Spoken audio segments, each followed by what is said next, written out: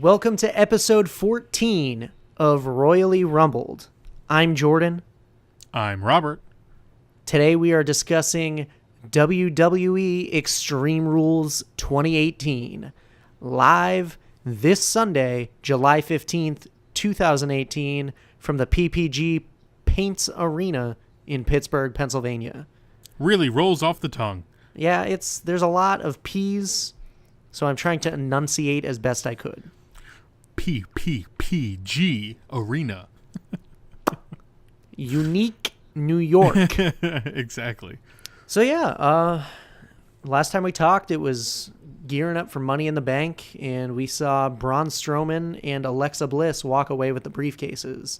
And Alexa Bliss actually cashed in and became women's champion. Well, that's because, the champion that she was able to cash in on was there.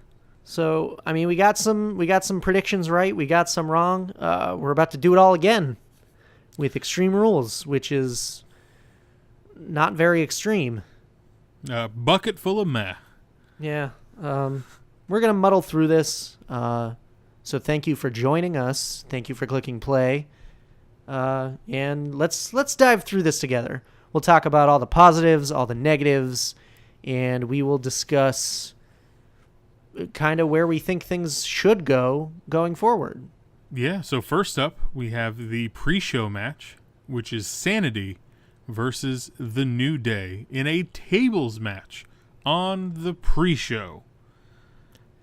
So kicking off Extreme Rules, actually in an extreme way, a six-man tag team tables match is probably a really good way to start the show, especially with the guys from the New Day and Sanity, although it seems that the match was very much thrown together. Oh, absolutely. I'm hoping that leading off with a feud against arguably the best WWE tag team in the last 5 years will give Sanity a good rub. It's good to see that they're finally on Smackdown Live after being called up and then just being completely absent for so long. And they've now lost the only two matches they've had on the main roster. I legitimately think they just did this match because it gives them a 3-on-3, so everybody from both teams can participate. Yeah. Well, Eric Young did get a U.S. title shot against Jeff Hardy. That was cool. That was very cool. And the crowd was noticeably dead, which made me sad, but they were in San Diego, and you can't necessarily expect a huge pop for Eric Young in San Diego. So they just, in my opinion, they haven't done enough to establish them as their own characters. No, not even a little bit. So just airing a couple vignettes of things saying chaos and not actually acting upon any of that doesn't work. They've caused almost exactly zero chaos. So yeah. That's a problem. Although this past Tuesday they had a really cool backstage vignette with the Bludgeon Brothers. Yes. They were in that weirdly lit, smoky black room.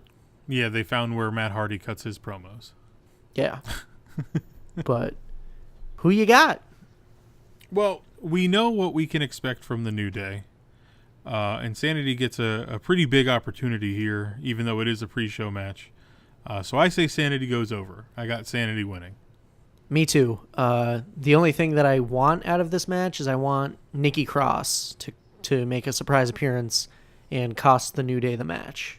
Okay. I still wish they went with my idea on how to get them up there, but Well, that's what we're here for. We're here to predict some solid stuff and fantasy book some stuff, and you know that WWE won't do this, but you'll hear ideas from us and you'll go, oh, why are they not doing that? So whenever they're ready, I'm waiting. We will gladly pick up the phone when they call. All right. We might as well move on to the main card here. Yeah, main card. So our first match on the main card, we have Braun Strowman versus Kevin Owens in a steel cage match. Also very extreme. Yeah, I appreciate that they gave us some sort of stipulation here. and it's one that you can actually believe Owens could win against Strowman. So I appreciate that. Yeah, basically the whole feud's been kind of based around Kevin Owens trying to escape the clutches of Braun Strowman. So the cage match is a good way to use the symbolism here for him to try and escape Braun Strowman, literally. I see what you're doing there. Okay. I mean, it's been a strange feud, with all that said. I mean, not really. I don't hate it, but I really enjoyed when Kevin was, like, booked as a world beater. He beat Cena in his debut, for God's sake. Oh, me too. And now he's getting gimmicked on Raw with Strowman. Not that it's a bad spot to be in, but I want better for him. Yeah, and I said this in our last episode about how I wanted Kevin Owens to win Money in the Bank and how it would actually mean something if he won it. Oh, yeah, because Braun's Mr. Money in the Bank. Right. Yeah, that's meaningless. That's almost as meaningless as the Universal Championship. Yeah, I literally forget that he has that briefcase all the time. Yeah. So, whatever. I don't think they even have him carrying it around necessarily, probably just so nobody thinks about it. Because if he's carrying around the briefcase, they're going to go, what's he going to use it for? Yeah. He doesn't need to. Yeah. Kevin Owens was able to get on stage with Shania Twain at one of her concerts. And if you haven't seen that video, it is phenomenal because he's hilarious. And she told him that she would sing his favorite song at the next concert he attends if he were able to beat Braun Strowman. And I love that she just had a cursory knowledge of the WWE. That was cool. Yeah, there's marks everywhere, brother.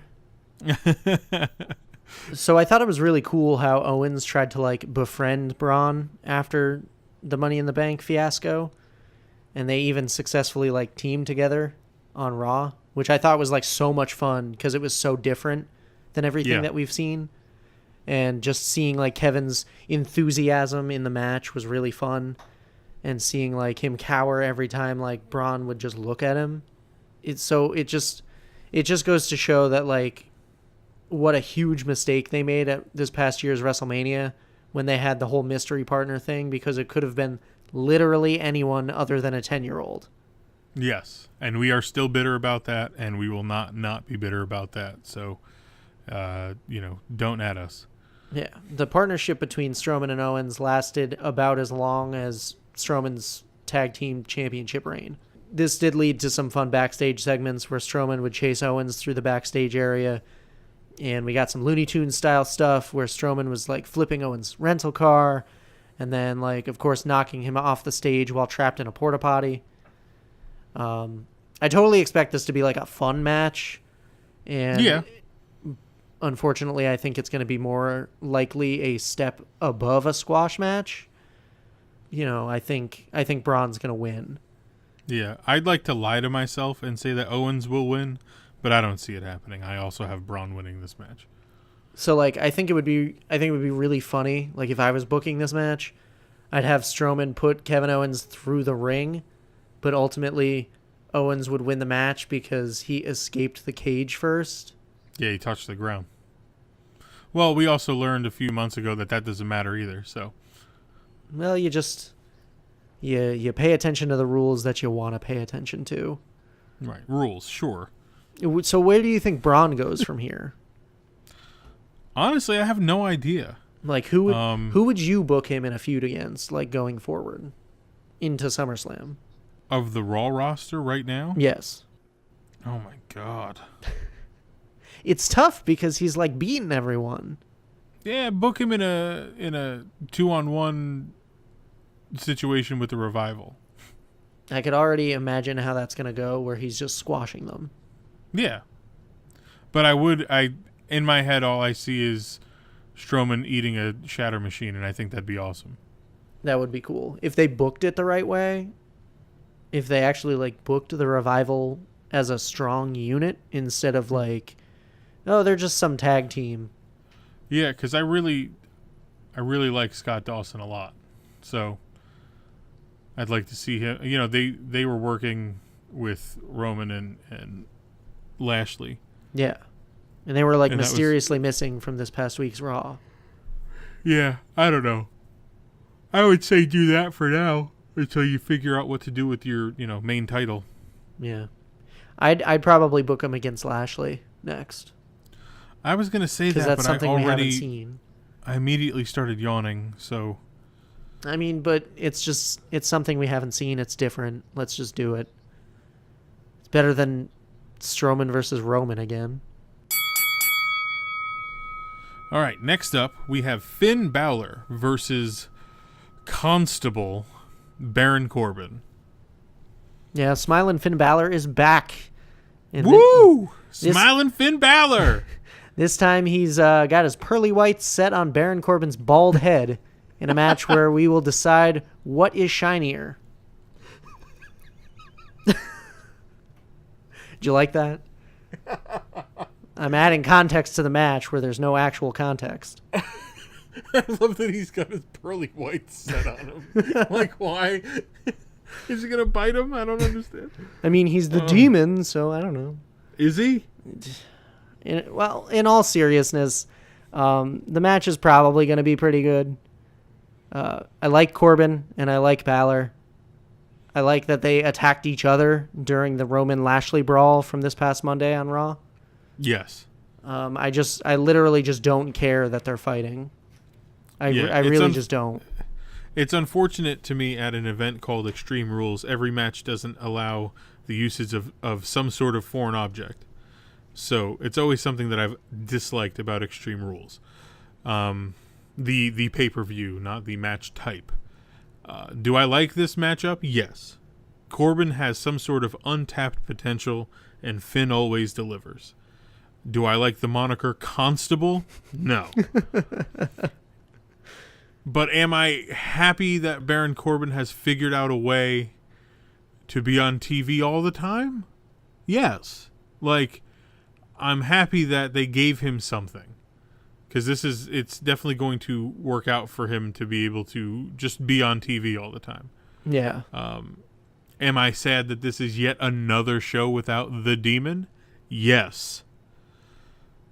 This match will be good. It's not going to tear the house down, but it will be solid. I too also like the fact that Corbin is Constable. I just wish that they would utilize that within the feud. Like, literally the feud started because, like, Finn Balor made fun of Corbin's vest or whatever. So, like, I was thinking, like, Corbin could have been booking Balor in matches, like, week in, week out, like, tough matches, and he's getting visibly frustrated because Balor keeps winning. Right.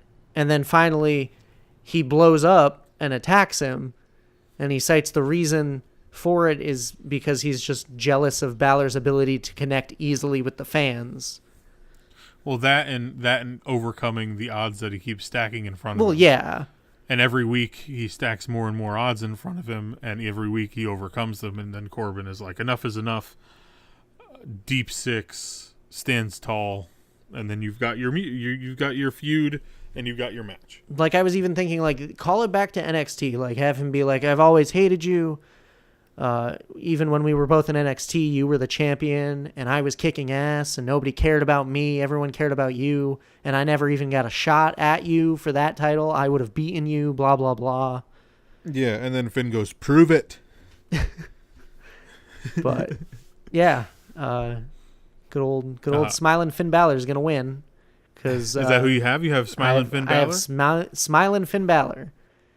Because Lord knows he needs momentum. I'm hoping that Finn loses. And this is enough to anger him enough to pull the Demon back out for SummerSlam. I mean, that's... So I have Baron Corbin winning. Yeah. I mean, like, I could also see Corbin, like, walking away victorious and kind of, like, hanging the win over Balor going into SummerSlam.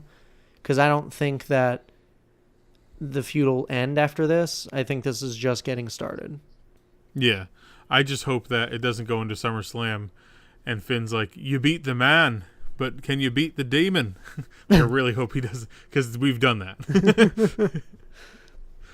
That's a very good Irish accent. last year's infamous man versus man match. Who could forget? I just remembered that was a thing. Oh boy. Next up, over on SmackDown Live, we have Jeff Hardy defending his United States title against Shinsuke Nakamura. Yet again a match with no extreme circumstances, with arguably the most extreme guy in WWE history. Dude, it's breaking my heart. It's breaking my heart. I wanted Jeff in Money in the Bank, and we didn't get him. And now we're at Extreme Rules, where Jeff could easily be in a ladder match, and he's not. Yeah. Even make it like a Falls Count Anywhere or something. Right, something. I would like to say that this could have been a good ladder match, but they haven't built it that way. They haven't, because ladder matches are usually like, I don't want to say blood feud, because that's obviously when they don't have a title up for grabs. But like, you know, ladder matches are usually the blow off for like a feud that's been going for a while, you know? So it's not out of the realm of possibility that one happens eventually for this, but yeah, and plus like Money in the Bank just happened, so yeah, they're probably easing off the ladder match. So okay, I'll give them that. And like, but these two like wrestled in a solid match a few weeks back on SmackDown, and Shinsuke beat the hell out of him after the match. It caused Jeff to open his eyes in a really awesome backstage segment. Yeah, he's re-debuted the face paint, and with it, some seemingly woken promos. Dude, I love the face paint. I love that it's back, and this time he's got those white contacts, and it totally adds to the character or whatever he's trying to do. He's even done some delete taunts. Dude, it's great. Are we moving towards something here? I mean, I think it's just because it's Jeff Hardy, and everyone knows Matt Hardy's woken or whatever. So this is woken Jeff Hardy that we're seeing. I just wish they would embrace it. Yeah, well, they're on separate brands, so you could even have Bray cut a promo on Raw and essentially wish his brother Nero good luck, or offer him words of encouragement, and then Jeff utilize what he says to cut a separate promo, but like obviously putting it up to Matt as the leader of the Woken universe. You know what I mean? I mean, like, you can tie them together in a way that makes it interesting, and not just Jeff shows up one week and he's suddenly talking in a similar fashion to Matt and you know, painting his face. I mean, it's very, very well possible that happens on Sunday. True. They both have matches. They're both the three of them are all going to be there. Let's make it happen. Let's. You have anything to say about heel Shinsuke at this point, or is he just heel Shinsuke? Exactly. Shinsuke. I've lost all interest that I've ever had in Shinsuke Nakamura. The character development we talked about in previous episodes has come to a screeching halt. Well, I mean, he did get bit by that police dog, so he was out. That was huge for his character. But like they could have filmed some backstage segments with him. They could have done something, but they just chose to keep him off TV for 2 or 3 weeks.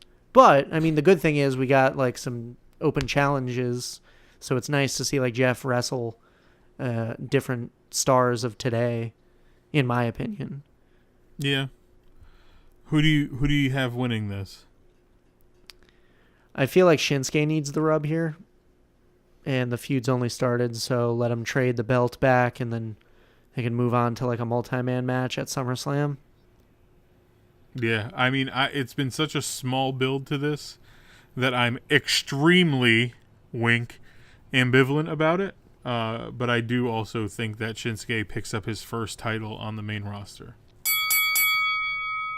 So speaking of not being interesting, this entire pay-per-view lost its momentum as soon as they announced there wouldn't be a multi-man number one contenders match.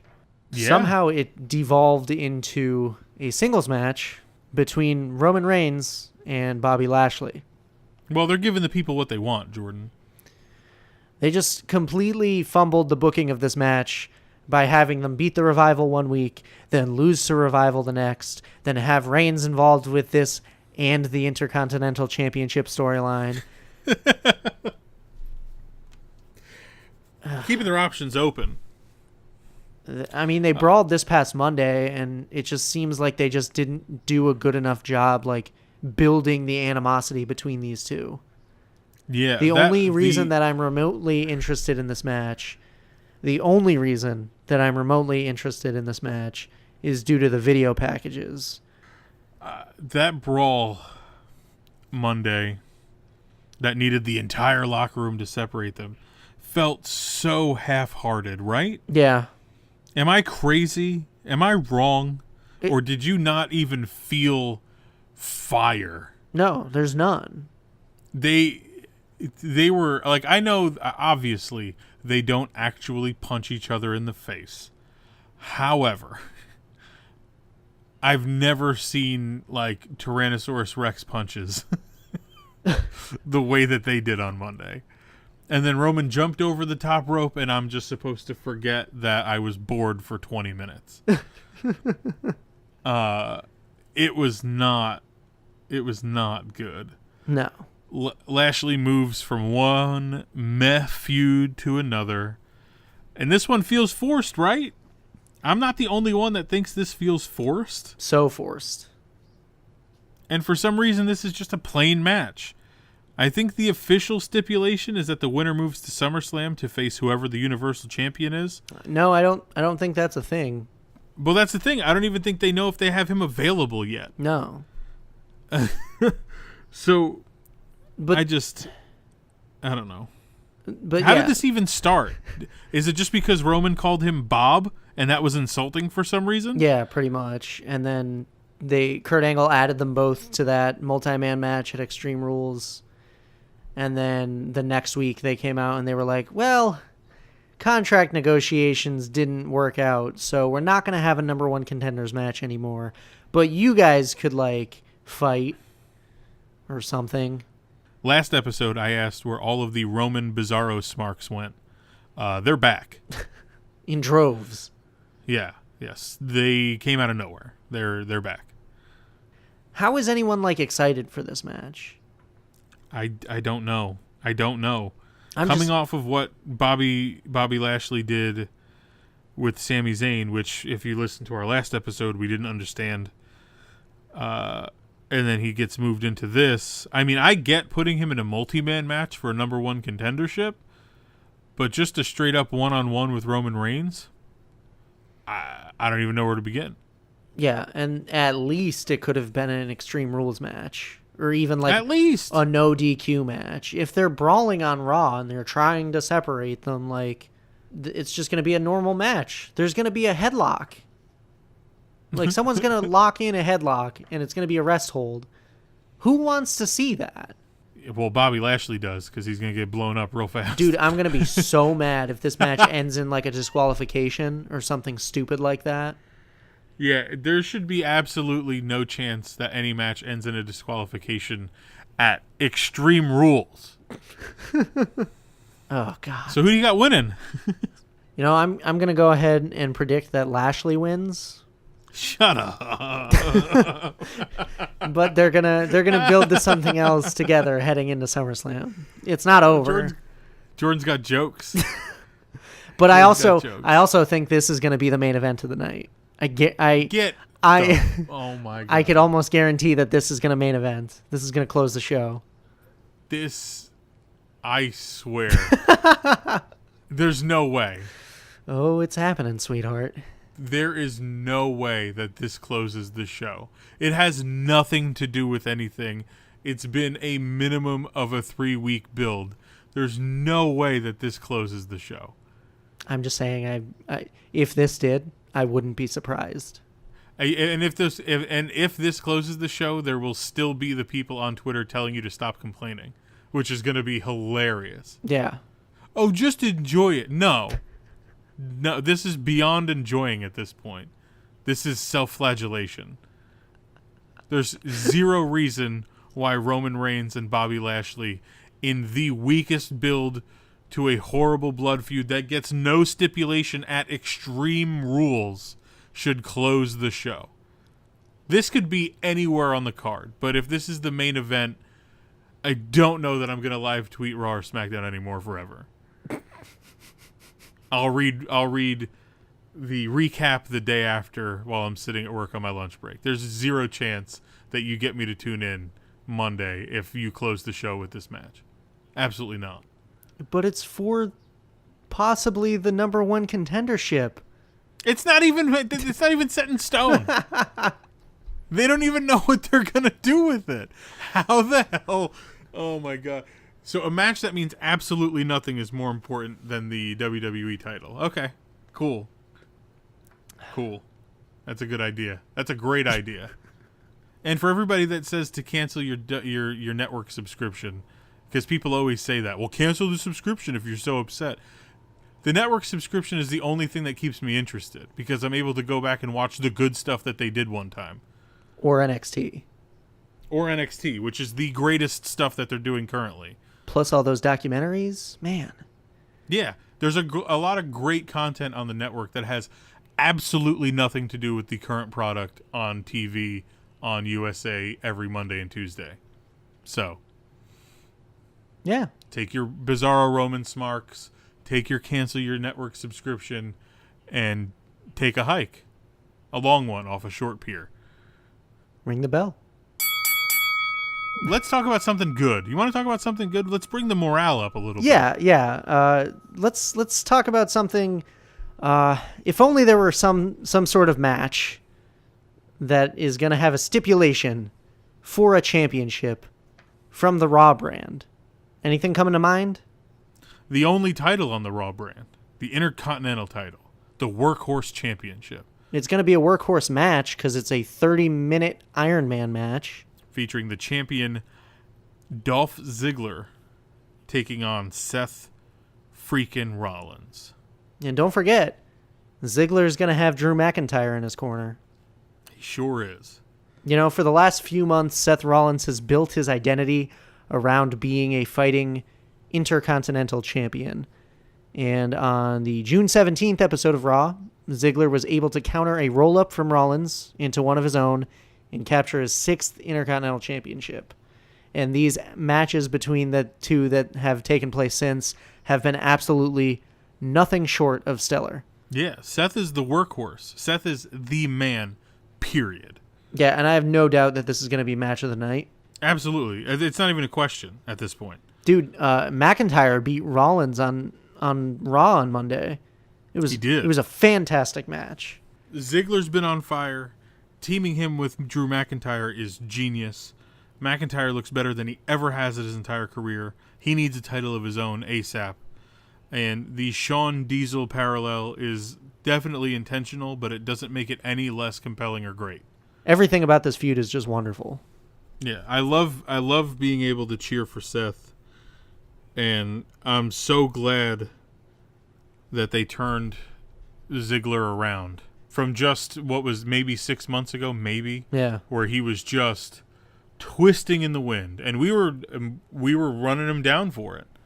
But when they don't care, you can tell that they don't care. But you can tell now that Ziggler's been reinvigorated. McIntyre's been the shot in the arm that he needs. Yeah, dude, and McIntyre like getting fired and going and working the indies and realizing like, oh, I really need to like work at this. I can't get complacent because I've seen what happens when I get complacent. So you pair him with Dolph Ziggler, who a lot of fans have said over the last few years he's just gotten complacent. It's like you said, it's a shot in the arm for Ziggler because it's completely changed everyone's opinion about him. Yeah. I mean, they're still doing the record scratch. One day we'll get away from it. One day. Baby steps. We don't want to rush this thing. So that being said, who you got? Ziggler. I would love for Seth to win this back and carry into SummerSlam because I believe he deserves it. But they always want the heel to carry and the face to chase. So I have Ziggler winning. But I can also foresee a situation where they go all out, they tear down the house, and they tie. They'd have to go into overtime. Is that a rule? Do rules matter? Do we have those set up? Maybe. Maybe one of the 17 GMs that we have will come out and just tell them to keep going. They'll make it a tag team match.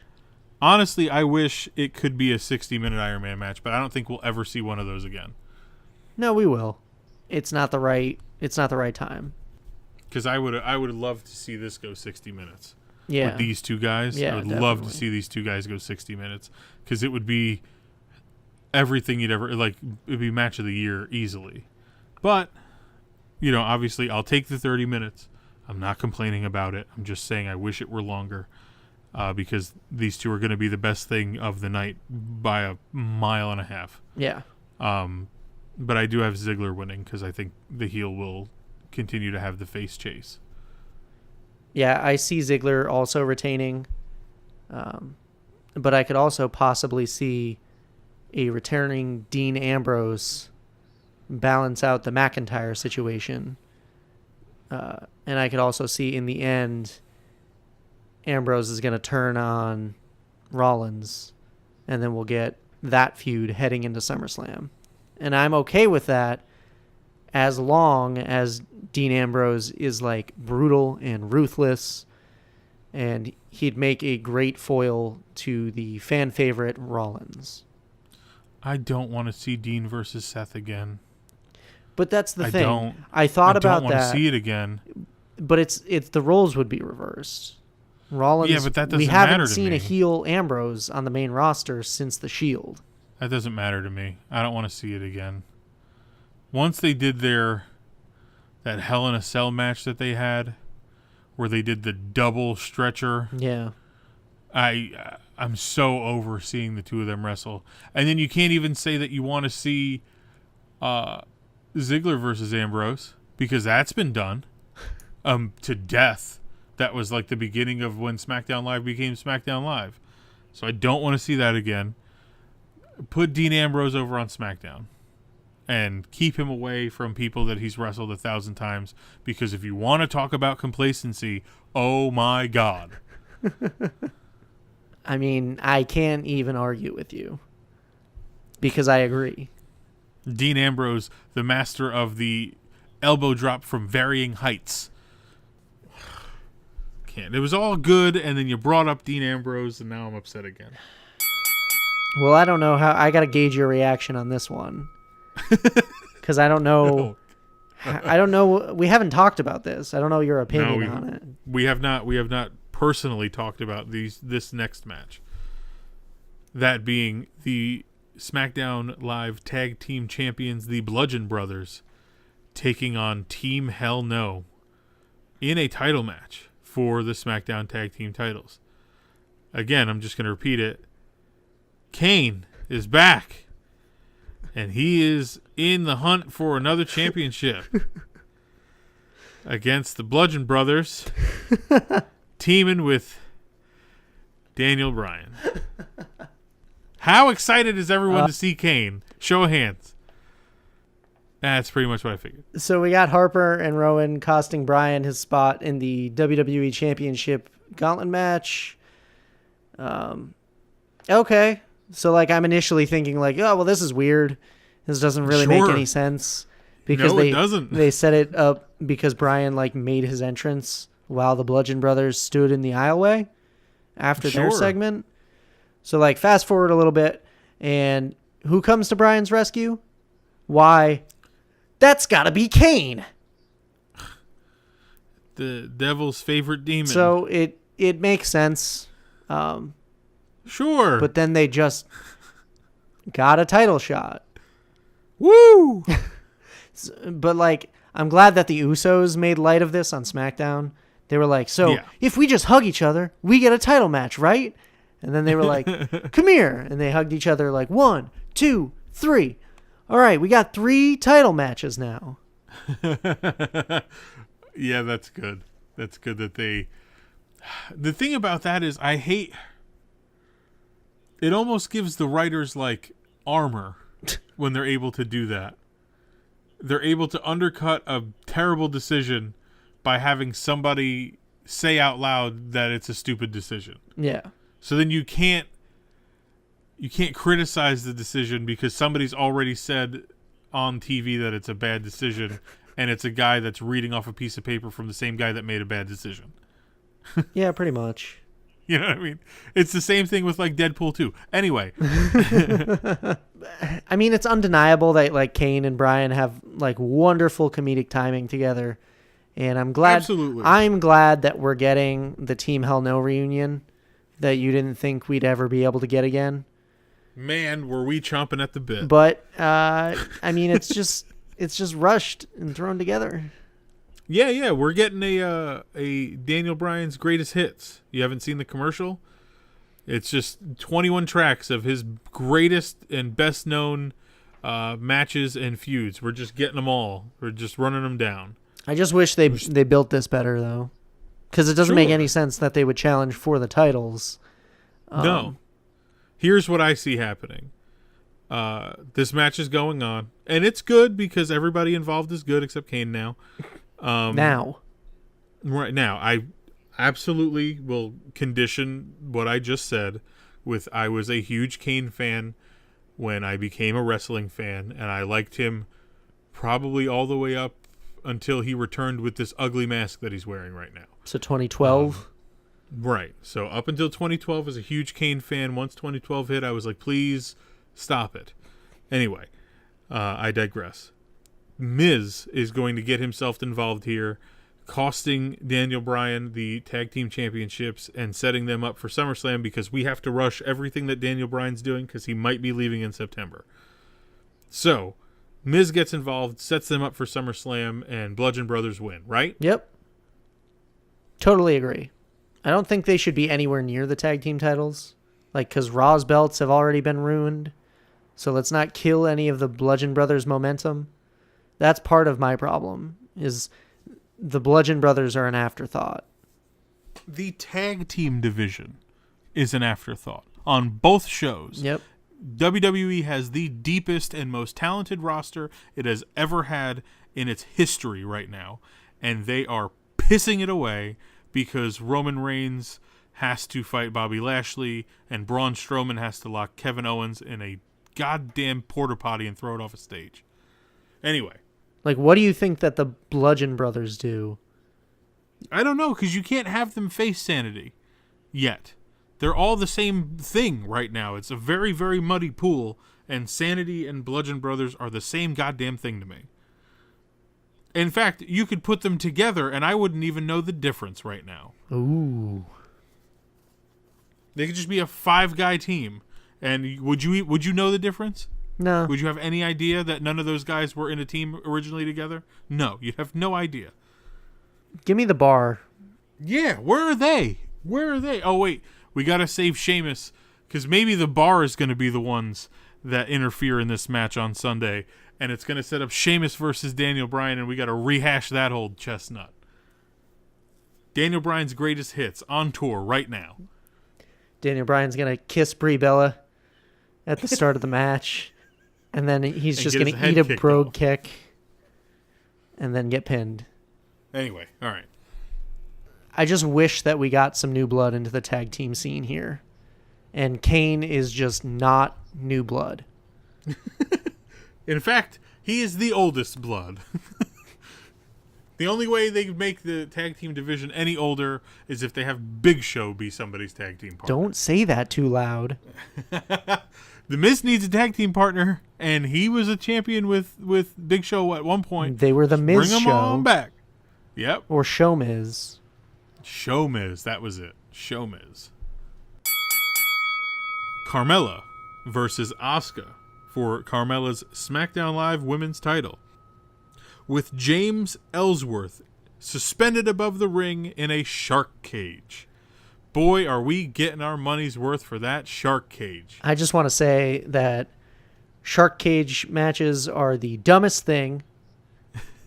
And I would rather see like a strap match or a paddle on a pole match than a shark cage match. I'll take anything on a pole match over a shark cage match. Where's Russo? Get Russo out here. A shark cage match is literally just a one-on-one match with someone hanging out above the ring.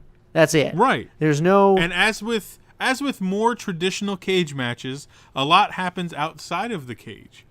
If you take into account the history of the shark cage gimmick, the person inside 100% of the time escapes that cage. So I say Ellsworth gets out and helps Carmella yet again remain victorious. Yeah. Because, to go back a little bit, if Enzo Amore can squeeze through the bars of a shark cage, James Ellsworth is not going to be even remotely hindered by the bars on that cage, okay? I 100% agree, and I'm thinking Ellsworth is he's even maybe going to drop some of the hairspray down into the ring, and Carmella's going to use it on Asuka, and is that what that was supposed to be? Yeah, I'm pretty sure it was hairspray. That makes sense. Okay, I thought they were trying to pepper spray her or something. Oh, God. I have no idea. That adds a whole new layer. She uses bear mace. Anything. Carmella's title run has reached its apex at Money in the Bank when she had Ellsworth surprise return to help her get a sucker kick and pick up the victory. I was very happy to see Ellsworth return. Me too. I believe they feel like Mella needs a character she could feed to her foes while she escapes. So why not Ellsworth? They already have a history. She's playing the part of the sneaky, shitty heel perfectly. Yes. And I literally don't understand why she gets so much hate on like Twitter. No idea. I genuinely enjoy this story. Yes. They actually built this story, and it's enjoyable. Her opponent is Asuka, right? Who is that? I don't know, but she hasn't been interesting since losing her streak at WrestleMania. But I mean, I've heard of Asuka. But you know what I mean? Here she is in the championship title match again. Right, because they handed it to her because they had nothing else to do. Also, I just want to, on a very serious note, I legitimately hope that Ellsworth returning and wrestling women on TV will help WWE open up to the idea of serious intergender matches. Lucha Underground does this beautifully. WWE should look into it, and that is the most radical next step in the women's revolution. Who do you have winning this? Yeah, I've got Carmella. Me too. I see the celebration continuing. Let's book Carmella versus Becky Lynch at SummerSlam, right? Where Becky finally like wins the title back. Okay. I'm in it. Let's do it. So does Ellsworth turn on Carmella to have that happen? No. Or does Becky lay him out? Becky lays him out, just like she did last. Because him and Becky had like a thing happening last time around. Yeah. They were in a feud together. She hits him with a disarm him. So yeah, I have no idea what they're gonna do with Asuka. No idea. There's really no plan. She needs maybe like a rematch with Charlotte at SummerSlam. Yeah, just have them go all out in a match and have her win. Yeah. Make that for the number one contendership. There you go. And then we could get Asuka versus Becky. Yeah. But you have to do something with Asuka that makes her interesting because they've completely ruined her. Yeah, you can't just give her the title and expect people to give a shit. No. Because they won't. Have her earn it. Because Asuka's not the type of character that Carmella is. Carmella makes it make sense that she would use the Money in the Bank to attack Charlotte and pin her and win, and then do everything that she possibly can to retain that title. Yeah, she has pulled out every heel tactic in the book so far to retain her title over and over again.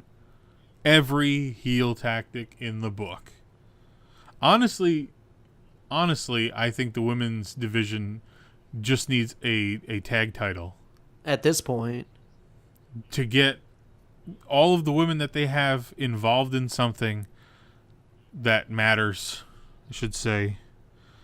I don't want to say involved in something that doesn't matter because that just gets more annoying. To get them all involved in something that matters, I think that a women's tag title division would be the most beneficial thing to it, because you could put to use the Iconics who don't have anything to do. Speaking of earning it, we have the Raw Tag Team title match, wherein Woken Matt Hardy and Bray Wyatt take on the B Team for the Raw Tag Team titles. Yet another match with one of the guys most synonymous with the word extreme not having a stipulation whatsoever. It's a tag team match, playa. That is a stipulation. There's so many things you could do with these guys. So many. Alas, we just get a regular tag team match. But regardless, Bo Dallas and Curtis Axel have deserved this spotlight for years, and I'm so glad that they're finally getting a chance to shine here. Them mocking Matt and Bray is one of the best parts of Monday Night Raw every single week. They have been entertaining, but I dislike how we've forgotten that they were already a team, not just as the Social Outcasts, but also the Miztourage. It's like selective dementia. They just pretend that none of these things happened. Oh no. They did a hard reboot. They just rebooted it. It's fine. God damn it. They said that. They're undefeated as the B Team. Right, as the B Team. So, and if they were to lose as the B Team, do they just change their name next week and then they're like, we're undefeated as this team now? I think that Matt and Bray are going to retain here. Me too. But it's not going to be the end of the feud. Let's get an ultimate deletion going between the two of them. That would be cool. Or even better, let's get another tag team apocalyptico going. Think about it. Yeah. SummerSlam, tag team apocalyptico. All teams are invited to join to challenge for the belts, and they can get like the Rock and Roll Express participated in the last one. Like you're getting random ridiculous teams of the past, present, and possibly the future happening because they're traveling through time and all this stuff. This could be a perfect window for some Bucks of Youth. Okay, I see what you're trying to do here. I don't know. I'm just saying. I was going to say... There's a lot happening. I was going to say it would be really interesting if they did something like that and pulled out like legends and old tag teams and stuff. And it'd just be fun. Right. No, it'd be fun. And then you cut through all the bullshit and you have Authors of Pain show up. Oh, shit. Not care about any of the fun stuff that's happening. Destroy everybody and take those titles back. I mean, sign me up. So, like, you're getting the fun stuff and the funny stuff and the entertaining stuff, and then suddenly the drama of, like, oh my god, these guys aren't here to, like, jokey joke man. I think that'd be fun. That'd be awesome. Because suddenly dude, that's a really good idea. Yeah, because suddenly there's somebody there to be like, they're not going to talk to you the way that Matt talks. They're not going to make fun of how... They're just there to kick somebody's ass. And they show up and cut through all of that. And suddenly it's very serious. Shit. But it's still filmed like cinematically. Yeah, absolutely. Oh, that's such a good idea. That's why it's never going to happen. Idea. So just keep listening to us. And that's where you'll get all this cool stuff that we think should be happening. Just fantasize about it. Right. I like B Team enough. Okay, going back to the match at hand here. I like B Team enough. I guess they'd be perfect for Authors of Pain to run through for the titles. I just hope that that's not where we're headed yet. So you're thinking B Team wins? No, I have Matt and Bray retaining, but they're, like you said, their rivalry not over. Yeah. It's just kickstarting things. Yeah. Hopefully it doesn't get like too long and drawn out like most things because they don't want to think of new ideas. Really also happy that Bray wasn't seriously injured in that car accident. Dude, I know. Just want to throw that out there. Very happy that he's actually like not hurt. Did you say something was long and drawn out? I did. Well, great, because next up I've got Alexa Bliss defending her Raw Women's Championship against Nia Jax in an Extreme Rules match. What a concept! An Extreme Rules match. Extreme Rules. At an Extreme Rules pay-per-view? Where do they come up with this stuff, Jordan? I mean, this is the only thing that makes the match interesting to me, is that A, it's a stipulation, and B, because Ronda Rousey is going to be at ringside for it. Suspended Rowdy Ronda Rousey will be sitting at ringside. Her suspension is over after the pay-per-view. Oh, so maybe this will be the main event. It is an Extreme Rules match. So Alexa cashed in. Yeah. Much to the insane aggression and anger of wrestling Twitter. Mm-hmm. Which, that's another thing I don't understand, but whatever. I could not believe some of the bile that was getting tweeted. Be better, people. Violent hatred of Alexa Bliss for some reason. She's great. She's been good since NXT. That's, first of all, horrible things to say about somebody when you have absolutely no information to back yourself up. One. But two, like, she absolutely can wrestle. She's not the greatest wrestler, but not everybody as a female performer is Charlotte Flair. Yeah. Who, in my opinion, would be the top of that mountain, and then you go from there. It's unbelievable to me, the amount of hatred she gets. But somehow Nia Jax gets a pass. who's got 3 moves at best. It's weird. It's weird to me. I don't understand. It's where people take the gimmick stuff and think it's the real person or something. Like, that's got to be... Yeah. They think she's actually the bitch that her character is, I guess. I don't understand. I don't get it. If somebody out there can explain it to me, feel free. Yeah, I don't think you can. I legitimately don't think you can explain it. But feel free to give it a shot. So Alexa cashed in the Money in the Bank briefcase after attacking Ronda Rousey and Nia Jax. And then the next night on Raw, Ronda went off on Alexa Bliss and Kurt Angle, and it was freaking awesome. That was awesome. She put Alexa through a table, which, would have been a great build for Extreme Rules. Anyway. But I like, from a storyline standpoint... No, dude, absolutely. Absolutely, it was awesome. It works because they can't feature Ronda Rousey on TV every single week. Right. They just can't. Because then people would complain that Ronda gets too much TV time. Yeah. And then it makes sense that Nia Jax gets her rematch here. Right, absolutely. So I'll give them creative points for that. Right. It's just we have to watch this match again. Yeah. And Nia Jax's face again. Right. Woo! It doesn't matter. It really does. Like, she turns more times than Big Show. So it's official.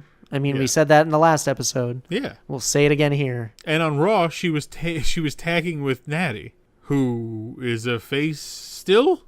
Well, she's Ronda Rousey's little buddy. Oh, that's right. They're friends. I've heard that 1,000,000 times. Dude, I saw someone on Twitter made a drinking game for Raw. And one of the spots was anytime they mention that Natty is friends with Ronda Rousey.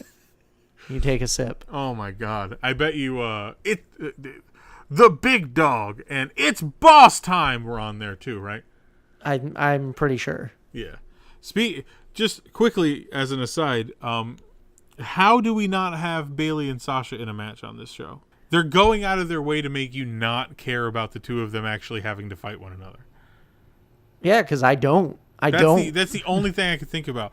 People have wanted that match for at least 2 years on the main roster, and we haven't gotten it.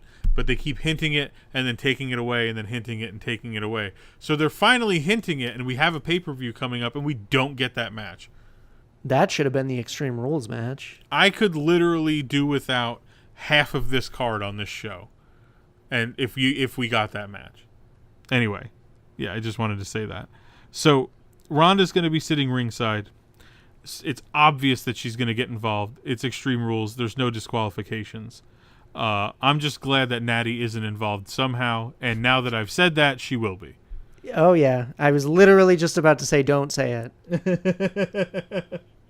And I could see this going into SummerSlam as Alexa Bliss versus Nia Jax versus Ronda Rousey in a triple threat match. Versus Natty in a fatal 4-way. Oh, God. You just said it. You just made it real life. Yep. Just wait. Just wait. You're going to eat your words, man. Well, I promise, because I said it in our next episode, I will not be upset that it happens when it happens. Okay. I'll say I called it, but I won't say I'm upset about it. All right. Who do you got winning? So I have Alexa Bliss retaining. Me too. In some weird fashion. It's not going to be like a clean, she's going to hit, Twisted Bliss and then pin her. There's going to be something going on. I don't really know what to expect. Yeah. And I guess that's a good thing. Alexa used a kendo stick on the Go Home Raw, and then Nia snapped it in half. Yeah, she no-sold it after a certain point and then just completely snapped it. Broke it like a toothpick. So I don't know what Alexa's going to use to even the odds other than a chair. I mean, Mickie James could be around. I don't know. Did you hear the rumor, though, that Rousey is going to go head-to-head with Shayna Baszler as Stephanie's hired muscle from NXT?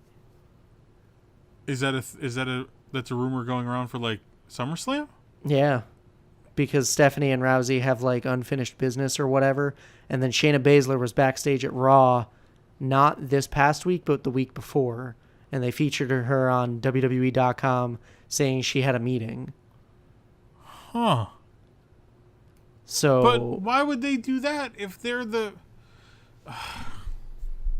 Yeah, but she still has the NXT Women's Championship. What's she gonna drop it to? Who? She doesn't need to drop it. She could be up on the main roster while she's champ. That's what happened with Sasha Banks originally. They just didn't feature the title on Raw for whatever dumb reason. Yeah, that's stupid. That's stupid. If she's carrying that title around, I'll like it a lot more. But the thing is, like, the thing that gets confusing about that is people would be like, "Wow, why isn't Ronda trying to get that from her?" And then you have to explain, "Oh, well, that's the other show that you can't watch on regular TV. You have to pay $9.99, but you get your first month for free." Like, you have to explain that. So if they're going to do that legwork, then go for it. But I know they're not going to do that legwork. I know they're not. I just think it would be an interesting feud to see. I don't understand it because they're supposed to be the four horsewomen. Everybody who watches the product knows that they're friends.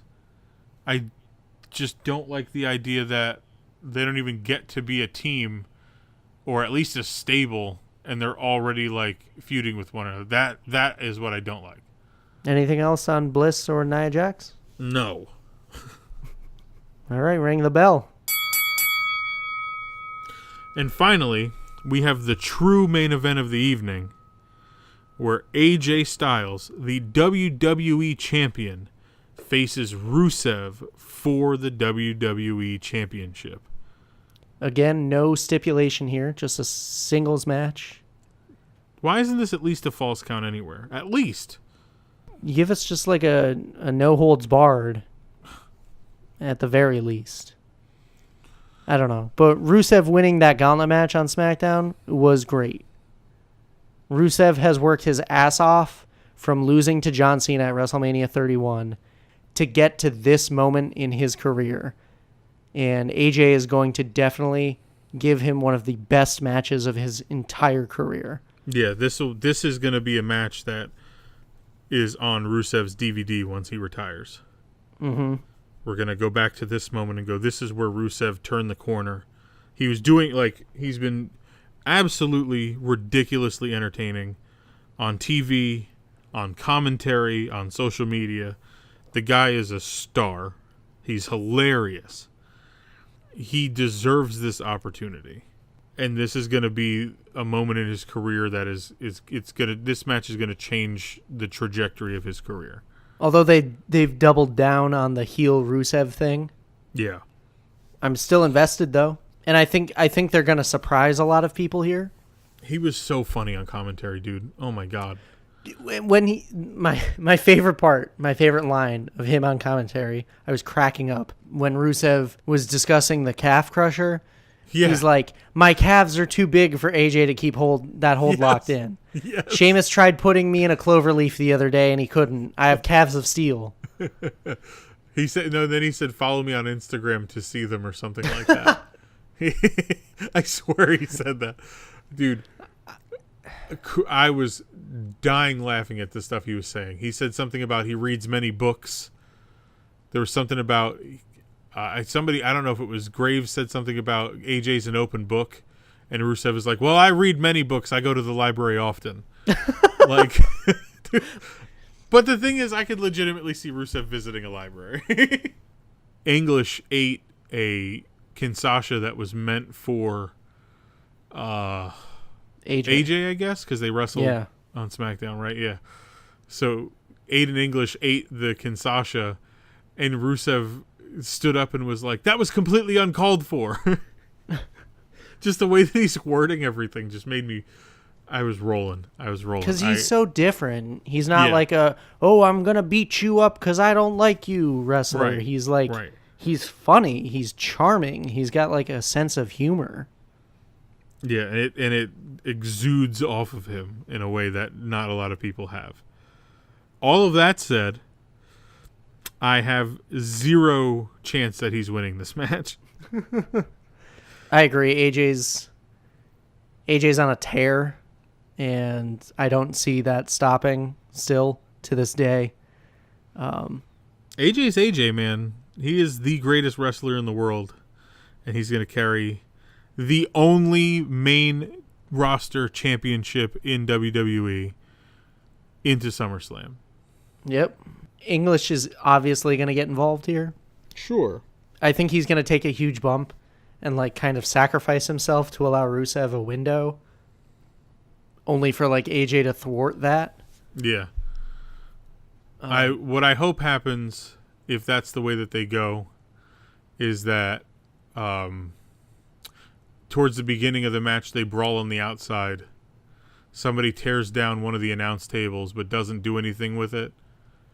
And then AJ somehow puts English through the table. So English takes a huge bump, which allows Rusev to hit him with a Machka kick, lock in the accolade, but AJ somehow rolls it into a calf crusher. Because it's not a thing that a lot of wrestlers currently have, a signature hold. No. Rusev has the accolade. That's the thing that brought him the literal accolades that he has. Dude, I loved at Money in the Bank when they said the Stackalade. Yes. When he had the two of them in there, right? Yes. Awesome. Oh, awesome. It's fantastic. This will be great because it's a match that we've never really seen before. No. We're getting AJ Styles versus Rusev. Rusev's over. AJ Styles is over. This is good combustible elements here. Yeah, and this match means everything, so there's no reason why it's not the main event, and that's why we put it last in our show. I'm just saying. Absolutely the main event of the show. I could understand why it wouldn't be.